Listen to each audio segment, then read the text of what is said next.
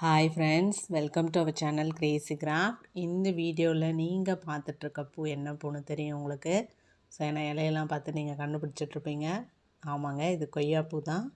So இந்த கொய்யாப்பூ வந்து மொட்டு பார்க்கறதுக்கு எவ்வளோ அழகாக இருக்குது பாருங்கள். இது வந்து ஸ்ப்ரிங் சீசன் அப்படிங்கிறதால உங்களுக்கு பூக்க ஆரம்பிச்சிச்சு.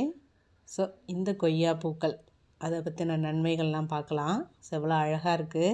ஸோ இந்த கொய்யா பூக்கள் வந்து செரிமான கோளாறுகள், வயிற்றுப்போக்கு, பல்வலி போன்ற பிரச்சனைகளுக்கு பாரம்பரிய மருத்துவத்தில் பயன்படுத்துகிறாங்க.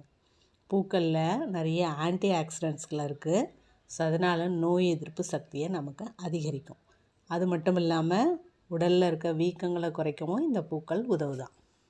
கொய்யா இலைகள் இந்த மாதிரி டீ போடுறது மாதிரியே இந்த கொய்யா பூக்களையும் கஷாயம் மாதிரி வச்சு செஞ்சு நீங்கள் வாய் கொப்பளிச்சிங்க அப்படின்னா பல்வலி, ஈறு வீக்கம், வாய் துர்நாற்றத்தெலாம் இது கண்டிப்பாக குறைக்கும். அது மட்டும் இல்லாமல் இந்த கொய்யா பூக்களை மென்று சாப்பிட்றது, இல்லை எதனா சாறு மாதிரி எடுத்து நீங்கள் வாயில் அப்ளை பண்ணிக்கிட்டிங்கன்னா வாய்ப்புண்கள்லாம் குணப்படுத்துமா. ஸோ எல்லாமே லிமிட்டாக பண்ணுங்கள். எக்ஸஸாக பண்ணால் எல்லாமே டேஞ்சரஸ் தான். மருந்தும் விருந்தும் அப்படின்னு சொல்லுவாங்க பாருங்கள். அதனால் உங்களுக்கு ஏதாவது சைடு எஃபெக்ட்ஸ் இருந்தால் நிறுத்துருங்க.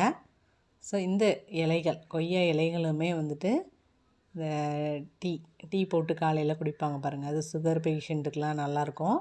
ஸோ எல்லாமே ஆனால் லிமிட்டாக பண்ணுங்கள். இல்லை யாரைனா கேட்டுட்டு பண்ணுங்கள்.